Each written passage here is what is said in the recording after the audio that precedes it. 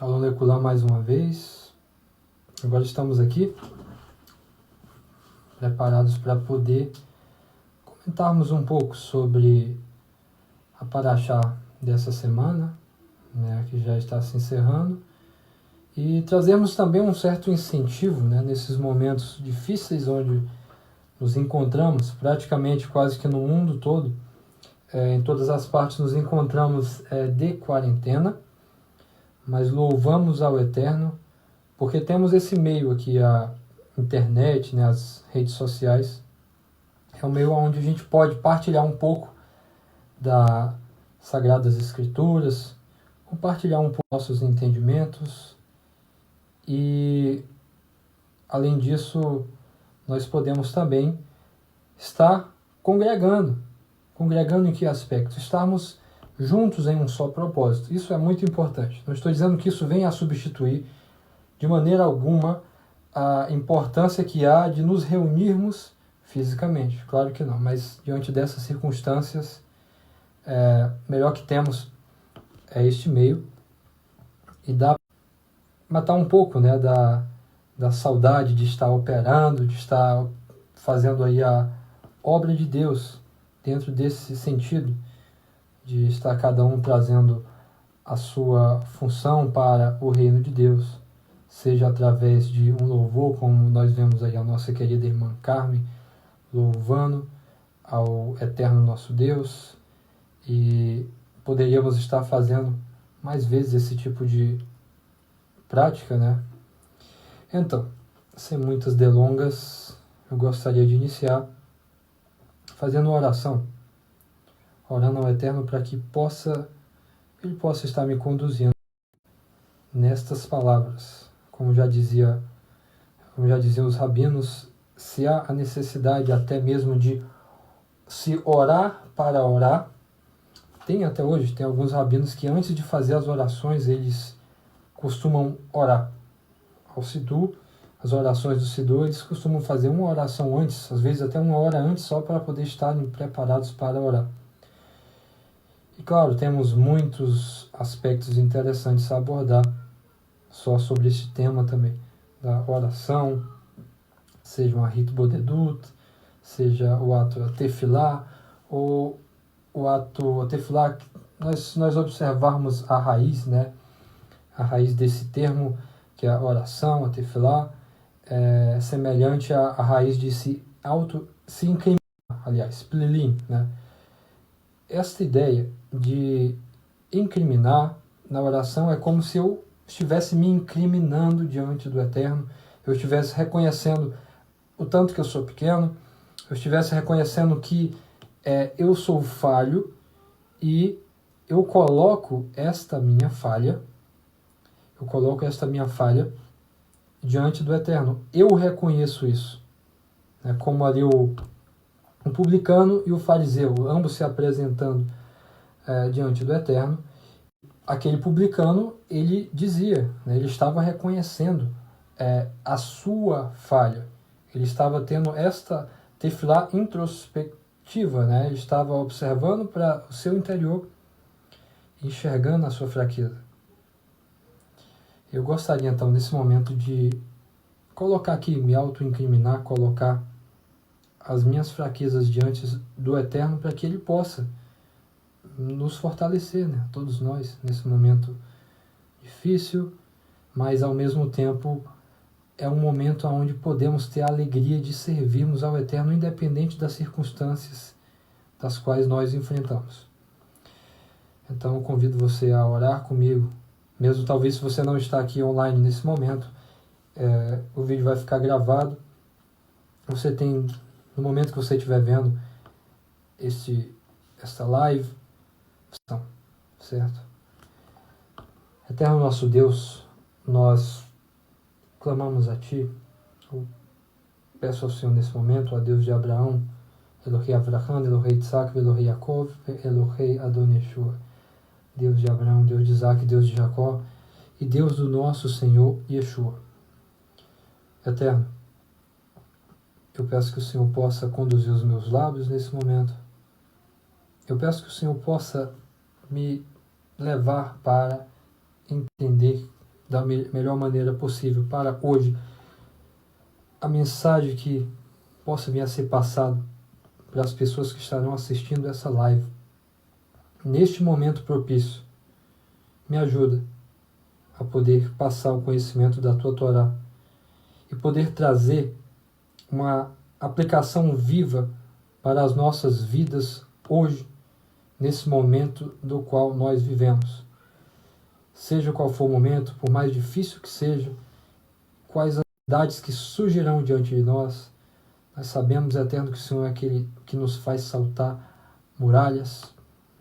Eterno, nós sabemos que o Senhor é aquele que é o nosso provedor.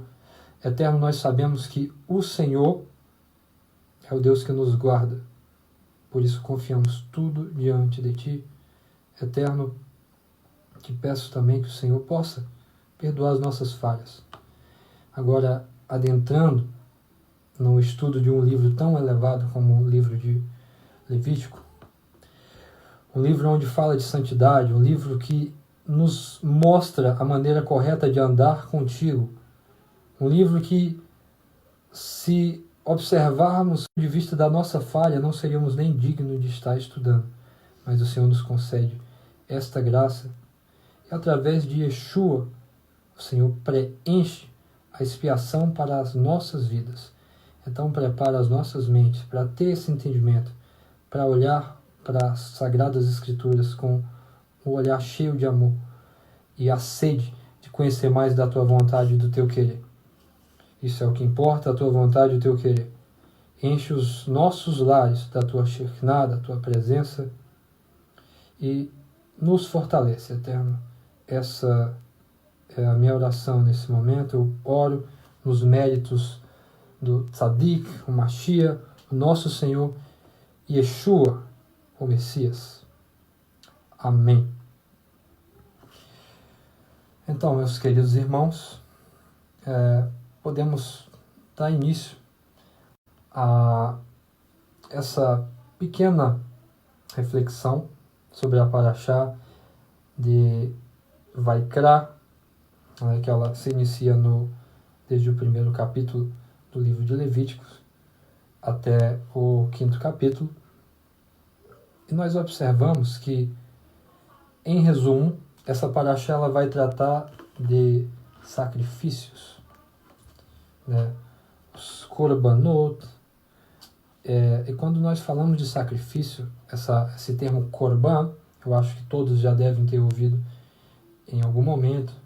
As traduções, por exemplo, como a Ferreira de Almeida, por vezes elas até, quando se fala ali no contexto de Marcos 7, por exemplo, fala o termo que aparece ali, muitas vezes é traduzido simplesmente como korban, né? Aquela oferta que eu poderia estar te dando, se você dá, no caso, o filho diria para o seu pai, se você der para o seu pai como korban, você está livre, né? Que Yeshua está criticando justamente aquela prática. Era uma prática da tradição dos anciãos que ia contra a Torá, porque a Torá manda claramente kaved, né? Honra, dar peso no sentido, no aspecto de honra, algo que é muito valioso, né? O dinheiro, até inclusive em tempos antigos, o seu valor era contado pelo peso, né? Então essa ideia de honra seria dar os pais, não só nesse sentido, mas também no sentido de poder sustentá-los numa sociedade onde não existia um sistema de aposentadoria como nós temos hoje, e essa era uma maneira de honrar. Então, todos já devem conhecer, quem não conhece, o termo korban, ele tem esse sentido de aproximação. Então, a ideia dos sacrifícios, ela fala de uma aproximação. Mas por que motivo teríamos fazer sacrifícios? Quais seriam os motivos?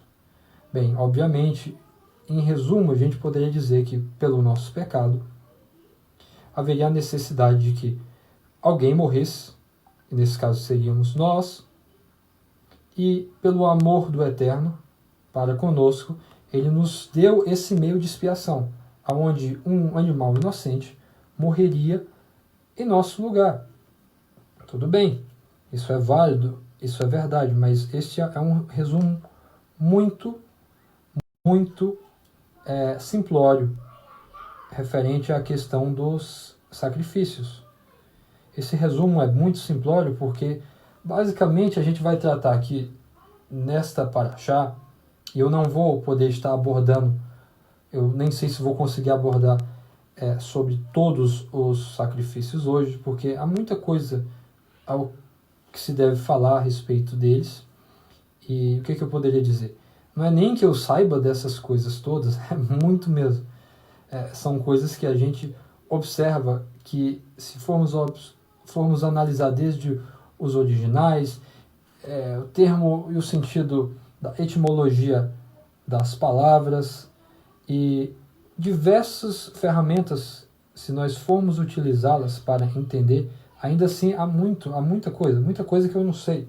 Há muita coisa que os próprios rabinos que respiram a língua hebraica, eles discutiram, já falaram, tiveram bastante pontos de vistas distintos referente a essas questões. Então não vai ser aqui numa live que eu vou abordar, nem mesmo de uma forma resumida, a riqueza que existe no significado destes sacrifícios, que já poderia falar de antemão que nós temos cinco tipos básicos de sacrifícios.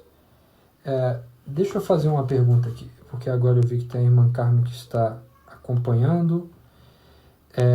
Aqui apareceu para mim em alguns momentos que a conexão está um pouco fraca. Está falhando aí no vídeo? Ou você poderia responder aqui?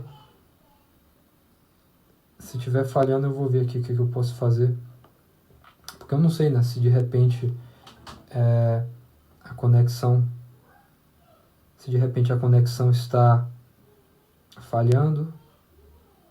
Tá ok? Tudo bem. Então eu vou dar continuidade. Como eu estava dizendo, falar de sacrifícios é importante nós entendermos o seguinte: será que esta foi a vontade do Eterno desde o início? Será que o Eterno, ele, ao criar o homem, ele designou que o homem viesse de fato a errar, e então ele teria a necessidade de oferecer sacrifícios, de estar levando a morte de outros seres?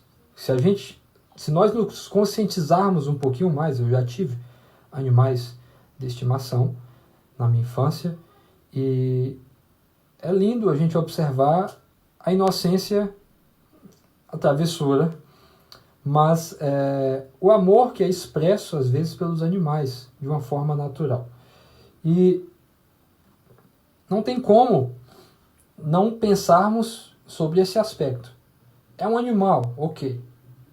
O ser humano tem uma importância maior do que os animais, mas também são vida e também a criação do Eterno. Nós amamos o Eterno, devemos amar sua criação e ter esse tipo de conscientização. Mas será que o Eterno criou? Poderia ter feito. Mas será que o Eterno criou de fato os animais simplesmente para serem mortos por nossa causa? Ou será que diante de um sistema pelo qual nós nos envolvemos por causa da nossa falha, o homem, a humanidade, desde Adão, será que seria então esse sistema decaído que careceu de um prejuízo na criação do Eterno, prejuízo esse do qual o próprio Eterno ele já tinha se precavido dessa situação? É como que alguém que deu uma grande oportunidade para uma pessoa e aquela pessoa ela traz um grande prejuízo. Mas, na realidade, aquela pessoa que deu a oportunidade para o outro que causou o prejuízo, ela sabia desta possibilidade. E, ainda assim, não desistiu daquele que deu o prejuízo. Claro que existem as consequências. E aí, estou falando do aspecto de que a necessidade dos sacrifícios, ela surgiu a partir do momento que o homem saiu daquele patamar elevado do qual o Eterno tinha preparado para ele, e através da desobediência, que essa desobediência, quando que ela surge? Ela surge a partir do momento que Deus deu algo elevadíssimo para o homem, a capacidade de escolher, o livre-arbítrio. Isso é muito debatido nos meios cristãos, não só nos meios cristãos, né? Nós temos aí o entendimento calvinista, que não é somente calvinista, poderíamos abordar em uma outra questão sobre esse tema, mas na realidade eu creio dessa maneira. Eu entendo que tivemos o direito do livre-arbítrio, isso é muito lindo, isso é glorioso, isso é grande. A explicação que os rabinos trazem é que o homem, ele foi criado em um universo eterno, ele projetou, assim como dentro de um oceano, uma bolha é como se fosse nada, mas existe um vácuo, né, digamos, uma bolha de ar dentro do oceano. É como que o Eterno tivesse feito esta bolha, sendo ele, neste exemplo, nessa ilustração, o oceano, tivesse feito essa bolinha. E dentro dessa bolha seria o universo do qual nós aqui estamos, né, o universo que nós vivemos. E dentro desta bolha, a presença total do Eterno, né, a sua estaria manifestada. Por quê? Porque justamente ali estaria um espaço para o homem, né, estou escrevendo aqui, ali teria um espaço para que o homem ele tivesse a liberdade de, se quisesse, ele poderia andar por um caminho distante. E se quisesse, e deveria ser o correto, a verdadeira expectativa, ele deveria escolher andar com o Eterno. É aquela questão, ter a possibilidade de não estar com alguém, ter a possibilidade, por livre e espontânea escolha, amar este alguém. É isso que o Eterno espera de nós, que nós tenhamos essa decisão, mas não por um outro fator, simplesmente porque nós queremos e amamos Ele, queremos estar com Ele. Ganhando ou perdendo, seja como for. Sabemos que o Eterno é o Eterno e Ele jamais perderá nada, nenhuma batalha. Mas o intuito seria o seguinte, é que nós, se tivéssemos, né, não é um fato isso aqui, só hipoteticamente falando, se tivéssemos um entendimento de que o Eterno iria perder alguma batalha, nós estaríamos com Ele. Não importa a situação, estamos juntos dele. Fidelidade, né? Andar com Ele, pelo que Ele é. Então, dentro desse entendimento, onde o Eterno cria este vácuo no universo e dá para o homem a possibilidade de decidir amá-lo ou decidir desobedecê-lo, é aí que se encontra a história, desde Adão e Eva até os nossos dias. E claro, com a escolha de desobedecer a Deus, vieram as consequências. E dentre essas consequências, vieram as oportunidades, as novas chances que o Eterno deu para o homem. E aí entra a expiação, através dos sacrifícios. Mas não só a ideia de expiação, porque o primeiro sacrifício que nós tratamos, logo no início, nesta paraxá, é o sacrifício de Olá, né? O sacrifício de elevação. A palavra Olá tem esse sentido de elevar. Em que aspecto? Eu, digamos assim, de uma forma voluntária, me achegaria ao Eterno para oferecer um sacrifício. E eu daria de minhas posses o meu melhor. Nós vemos aí o caso de Caim e Abel. E a diferença aí não estava alguns entendem que é porque, no caso, Caim não ofereceu um sacrifício, ofereceu os frutos do campo, né? Então, por esse motivo, o Eterno não teria aceito, mas, no entanto, não entendo que seja dessa maneira, e sim que, na realidade, foi a Kavaná, a intenção, a conexão. Eles estavam em um sistema, e dentro desse sistema, o que ia valer a conexão e o valor que tais coisas teriam para eles, ou, digamos, o intuito deles ao entregarem aquelas ofertas, aquelas oferendas ao Eterno. E aí nós observamos isso, né? Quando adentramos a Parashá de Vaikra, né, ela se inicia com um detalhe interessantíssimo. Eu não poderia deixar de falar nisso. Logo, a primeira palavra, né, dessa Parashá, que é exatamente Vaikra, que significa e chamou, né? Vaikra el Moshe, Vaidaber Adonai, Elaiv, no caso aqui, significa Vaikra, e chamou, né? E chamou a Moisés. E disse o Eterno. No caso, quando a gente vai para esta palavra Vaikra, que aqui nós temos também a ideia de chamar, traz essa ideia de si, de chamar para perto, né? Trazer para perto, aproximar. Interessante que esta palavra, no hebraico, existe um pequeno detalhe, um alfabeto que ele não possui letras maiúsculas e minúsculas. Porém aqui, curiosamente, deixa eu tentar ver se dá para me mostrar aqui. Né? Aqui, curiosamente, no hebraico, olha só, aqui no hebraico, curiosamente, tá vendo aqui? Esse é um Aleph, essa letrinha pequena. Aqui esse Aleph, ele aparece pequeno. Só que no hebraico não existem letras minúsculas. O que está acontecendo aqui? Os rabinos, eles falam que esse tipo de manifestação, essas situações que ocorrem nas Sagradas Escrituras se tratam de digamos assim, uma atenção especial que se deve tomar e buscar uma resposta para isso. Há algum segredo, há um sod a ser descoberto neste texto. E existem muitas interpretações interessantes acerca desse Aleph.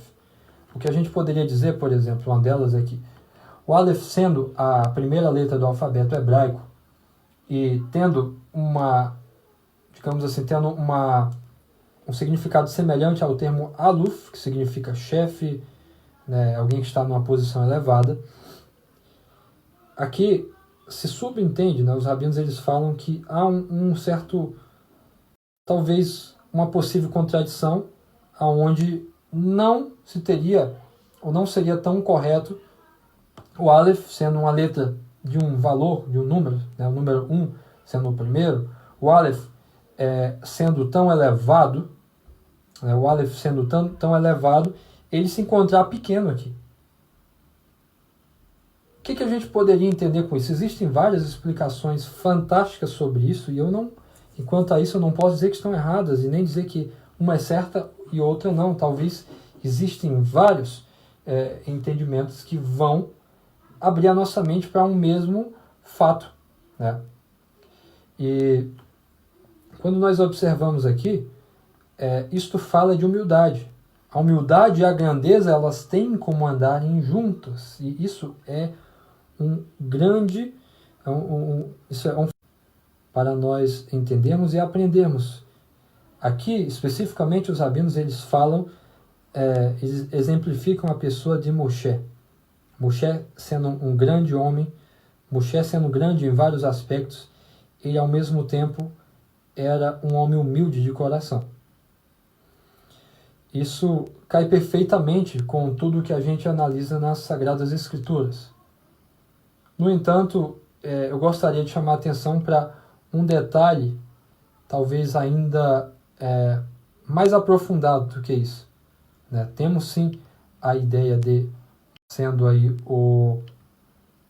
sendo exemplificado neste Aleph, mas também, quando nós vamos para a Bíblia, quando nós vamos para a Epístola aos Filipenses, no capítulo 2, no versículo, a partir do versículo 3, nós vamos ter uma lição super interessante de humildade. Acho que todo mundo já sabe do que se trata, mas é interessante que nós venhamos a abordar. Vou fazer a leitura aqui desse texto. Nada façais por contenda ou por vanglória, mas...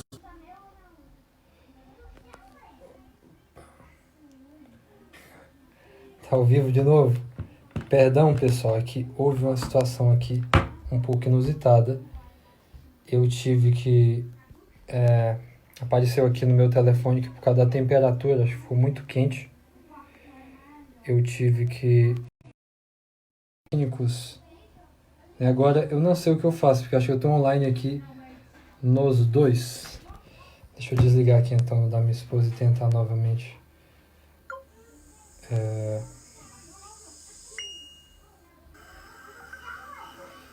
Perdão, já eu volto. Tá ao vivo de novo? Perdão, pessoal, aqui houve uma situação aqui um pouco inusitada. Eu tive vou excluir essa parte. Ok, vamos lá então. Perdão, problemas técnicos.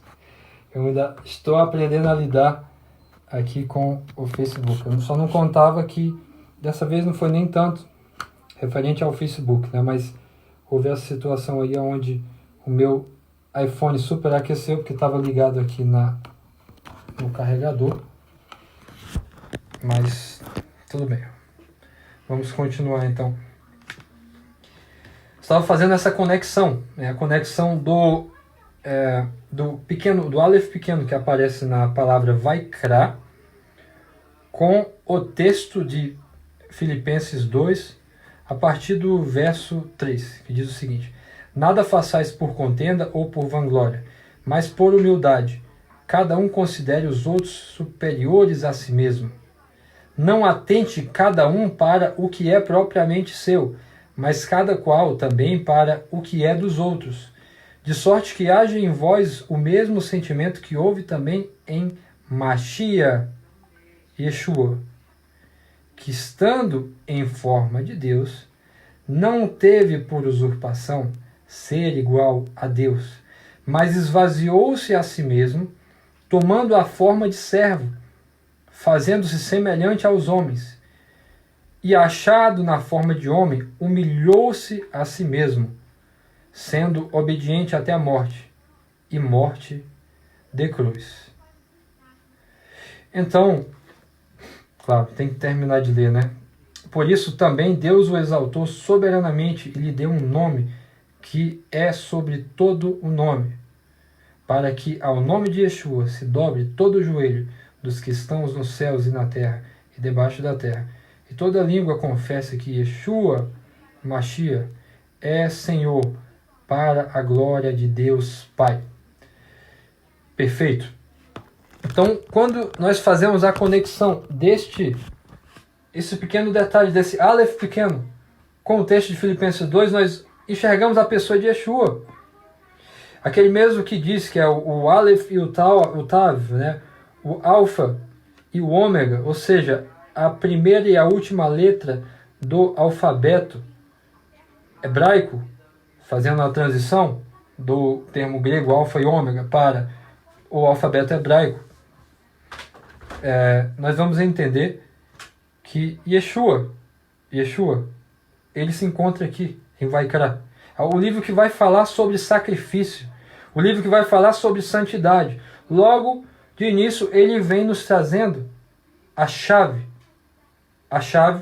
para entendermos com clareza a Torá. E a Yeshua, a nossa Torá viva, e ele nos ensina sobre humildade. Aqui no texto que acabamos de ler, ele se humilhou 2 vezes. A primeira vez é quando ele se esvazia de si mesmo, né? Tomando a forma de servo. Dessa maneira ele se fez semelhante aos homens. E ainda assim, quando se encontrou semelhante aos homens, a nós, ainda assim ele se humilhou. Entender tudo aquilo que Yeshua passou no seu período, passar uma vergonha como eu acabei de passar aqui, por exemplo, né, com essa situação do telefone aquecendo, interrompendo a live, isso não é bom, ninguém gosta de passar vergonha. Mas vai ser inevitável, às vezes a gente vai passar. Só que hoje em dia é mais compreensível. Em tempos remotos, na época de Yeshua, não era bem assim. Na época de Yeshua, passar vergonha para muitos seria a própria morte, porque alguns, dependendo do nível de vergonha que passassem no público, eles teriam a sua reputação e às vezes até dos seus familiares totalmente destruída por gerações. E esse que passasse esse tipo de vergonha, ele talvez não teria nem direito de trabalhar, ou se fosse para trabalhar, só poderia escolher os piores trabalhos. Então, isso falando de uma forma globalizada, mas para Yeshua, sendo um judeu, né, ser vituperado da forma que foi, ser culpado como um criminoso, sendo que ele nada de errado havia feito, tudo isso que ele passou, toda esta humilhação, uma humilhação dupla, primeiro de se tornar, vir como um homem, né, como um de nós, esvaziando-se de si mesmo, e segundo, ainda como um de nós, ele foi para o nível mais baixo da vergonha, tudo isso por amor de nós, por expiação, né, esteve no nosso lugar. Isso é importante a gente entender, porque quando a gente vai, então, seguindo o contexto de Vaikra, quando nós vamos abordando agora, entendendo que, voltando um pouco porque a gente estava tratando antes, a ideia dos sacrifícios e como os povos antigos, né, eles todos tiveram uma certa noção de sacrifício. E nem sempre essa noção ela estaria ligada a uma ideia de trazer uma expiação, porque foram vários povos. A gente observa dentre indígenas bem anteriores, no caso, dentre africanos, a gente observa vários povos que receberam essa influência de uma cultura da onde você teria o sacrifício, assim como os gregos e os romanos também. E com o tempo, esses sistemas, em alguns casos, foram ficando sofisticados. Se a gente for observar hoje, por exemplo, no meio judaico, ainda existem os que se consideram os samaritanos, ainda existem, né, dentre eles, aqueles que no período de Pêssah sacrificam animais. E também, dentre a ala, digamos assim, cristã, mais considerados como seitas, claro, até nesse caso há um motivo e até pejorativo para isso, seriam os mormons. E dentre estes, mas não todos, né, existe um grupo deles que também eles mantêm sacrifícios juntamente com os serviços. Então a gente observa que os povos eles tiveram uma certa noção desse sacrifício. De que maneira, eu não posso falar o certo, mas nós podemos supor, podemos levantar algumas hipóteses. E dentre essas hipóteses, Maimônides, Rambam, ele traz consigo a seguinte interpretação, de que, na realidade, os sacrifícios ali para o povo de Israel teriam sido tratados daquela forma porque eles estavam acostumados com os sacrifícios que eram feitos no Egito, os sacrifícios que os povos cananitas ali, os cananitas faziam. Então, por causa disso, o Eterno traria, né, esta sofisticação, essa separação para algo que já era conhecido deles. No entanto, Urash discorda disso, e eu também, porque, em parte, sim, é verdade que existiam os povos antigos e tinham essa noção de sacrifício, mas não quer dizer que somente por causa disso o Eterno tenha adaptado. Em alguns casos, a gente vai ver, historicamente falando, sim, o Eterno adaptou realidades que existiam na época para a situação de Israel, mas de uma forma digamos assim, moralmente aceitável. Então, como a pena de morte, já existia isso, né? Muita gente se escandaliza, mas a pena de morte existia. As pessoas matavam por matar, não tinham muito escrúpulo. No entanto, eram assim, pessoas primitivas. E, no entanto, o Eterno ele vem polindo toda essa dureza, esse entendimento bruto, né, dos povos antigos. Tanto é que quando ele escolhe o povo de Israel, na pessoa de Abraham, ele escolhe ele pela disponibilidade do seu coração, mas também escolheu dentre um povo primitivo. Eram povos primitivos. A ideia de civilização na época seria o quê? Você ter o que seria básico para sobrevivência, plantações, um agrupamento, rebanhos. Ok. Civilização. O que nós temos hoje está estabelecido sobre isso. É preciso ter plantação para ter os alimentos. É preciso também ter a parceria com os animais também, né? No sistema na qual nós nos envolvemos, há essa necessidade por vários fatores. E tudo que nós temos hoje são evoluções, né? Vamos colocar assim, tecnológicas desse sistema que foi desenvolvido desde o início. Então os povos que eram primitivos, eles eram considerados como até civilizações por causa desses fatores. Isso não quer dizer que eles tinham uma conscientização de certos aspectos que nós hoje em dia temos, por exemplo. Temos, claro, mas não deixamos de ter a maldade no coração. Mesmo tendo o certo entendimento de certas coisas hoje em dia, nós vemos que muitas pessoas provocam atrocidades, né? E através de seu egoísmo não se importam com o próximo, coisa que a Torá, já sendo um documento totalmente sofisticado para a época, se a gente mergulhar em como que a coisa era na época tão primitiva, vamos entender que a Torá se trata de um documento totalmente sofisticado para a época. E dentro dessa perspectiva, dentro desse entendimento, nós observamos que aqueles povos, eles, por exemplo, quem tinha uma facilidade maior, como os egípcios, por que o Egito se tornou uma grande nação, se tornou poderoso? Porque tinha chamada uma potamia, né, o rio Nilo. Isso era totalmente favorável para eles.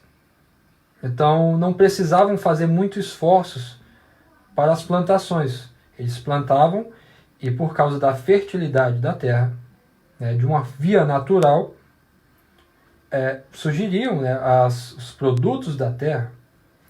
Então eles não precisariam se preocupar tanto com isso. O que eles iriam fazer? Iriam investir seu tempo desenvolvendo outras técnicas, né, outros desenvolvimentos sociais e tecnológicos para a sua época. Não era o caso de Israel. Tanto é que o Eterno deu uma terra que ela é considerada uma terra que emana leite e mel, porém sob a dependência do Eterno. Talvez se o Eterno tivesse dado para Israel a terra do Egito, Israel teria se desviado muito pior em vários aspectos, ou teria deixado simplesmente de crer no Eterno, por ter já uma via comum para o seu sustento. Mas o Eterno, uma terra para emanar leite e mel, é necessário leite, é necessário ter um rebanho para que tenha leite. Mas o rebanho se alimenta de quê? Se alimenta de pastos, né? Basicamente. Então, para ter isso é necessário que haja a chuva. E o Eterno ele promete a chuva em conjuntamente com a obediência do seu povo. Então, quando o Eterno ele escolhe o povo de Israel, não foi por ser um povo sofisticado, foi por ser um povo primitivo. E dentre este entendimento dos povos o que tivesse mais à frente na época também era primitivo, de qualquer maneira, a forma de tocar no coração deles de uma forma sistemática, de uma maneira sistemática, seria através dos sacrifícios. que já existia, porém para alguns isso seria para trazer um certo benefício, né?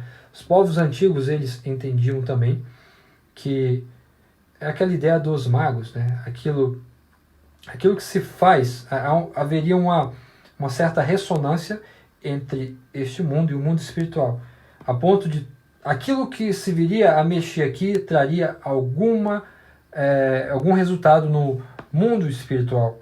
Por isso, nos seus cultos, como eu já falei algumas vezes, nos seus cultos, esses povos, eles teriam práticas como imoralidades sexuais, né?